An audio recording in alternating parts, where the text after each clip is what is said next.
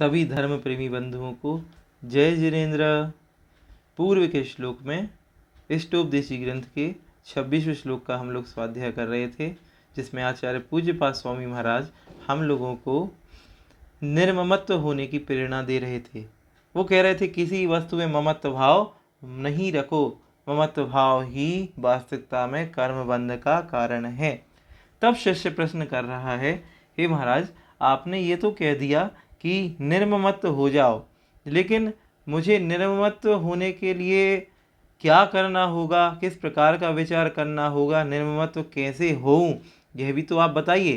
तब आचार्य महाराज उस शिष्य की शंका का निराकरण करते हुए आगे का श्लोक कह रहे हैं, निर्ममता की सिद्धि योग विचार। निर्ममता की सिद्धि कैसे हो, निर्ममता कैसे हो, मैं किस प्रकार का चिंतन करूं कि मैं भी निर्ममत्व हो जाऊं, मैं किस प्रकार के भाव अंदर रहूं, इस बात के बारे में यहाँ पे आचार्य महाराज बता रहे हैं। आइए एक एक शब्द का उच्चारण देखते हैं।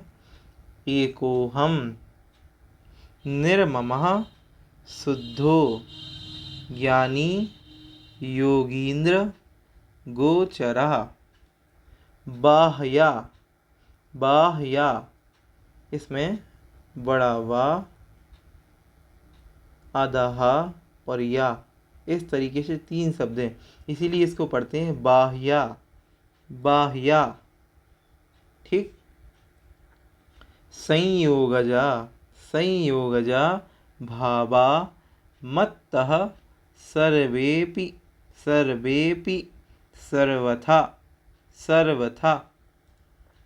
इस तरह से श्लोक के एक एक शब्द का उच्चारण हुआ।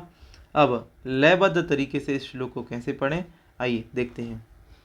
एको हम निर्ममः शुद्धो ज्ञानी योगींद्र गोचरः बाह्या संयोगजा भावा मत्तः सर्वेपि सर्वथा।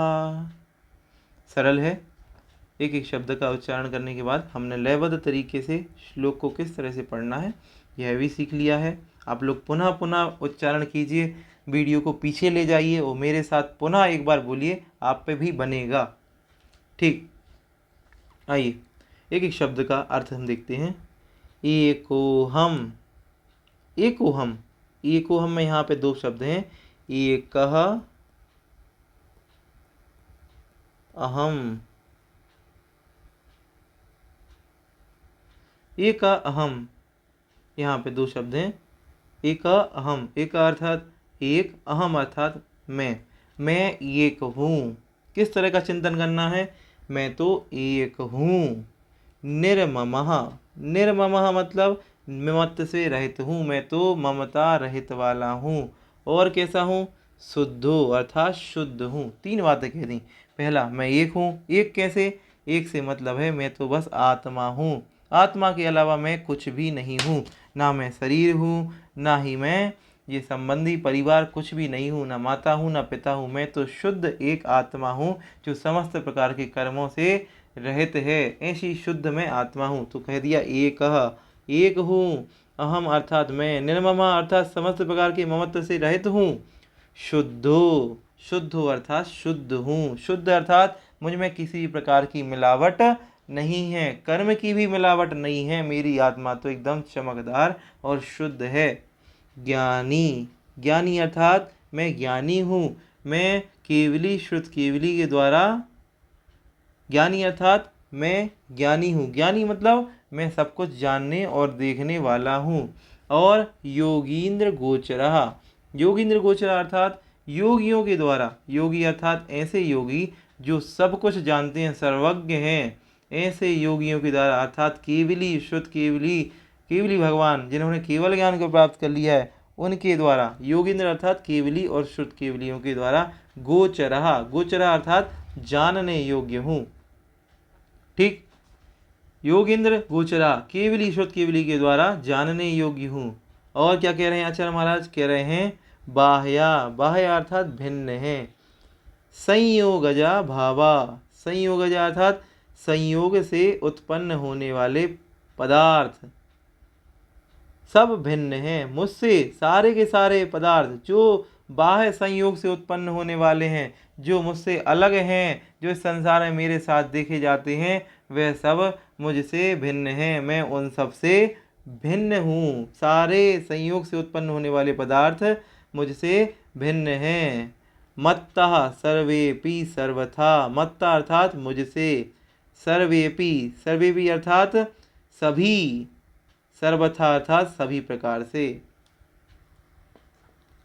क्या कह रहे हैं आचार्य महाराज? कह रहे हैं मत्ता अर्थात मुझसे, मत्ता अर्थात मुझसे, सर्वेपि, सर्वेपि अर्थात सभी, मुझसे सभी, संयोगजा भावा, संयोगजा भावा मतलब संयोग से उत्पन्न होने वाले पदार्थ, जितने भी संयोग से उत्पन्न होने वाले पदार्थ हैं संसार में, सर्वथा बाह्या, सर्वथा बाह्या अर्थात सर्वथा सभी प्रकार से, बाह्य अर्थात भिन्न हैं। ये सभी पदार्थ मुझसे भिन्न हैं। मैं तो केवल आत्मा हूँ, ना ही मेरा कोई पुत्र है, ना ही मेरा कोई शत्रु है, ना ही मेरा कोई मित्र है।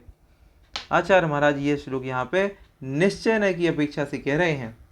बाकी नय दो होते हैं, एक निश्चय नय और एक व्यवहार नय। निश्चय नय हमेशा द्रव्य का कथन करता है और व्यवहार नय हमेशा पर्याय का कथन करता है।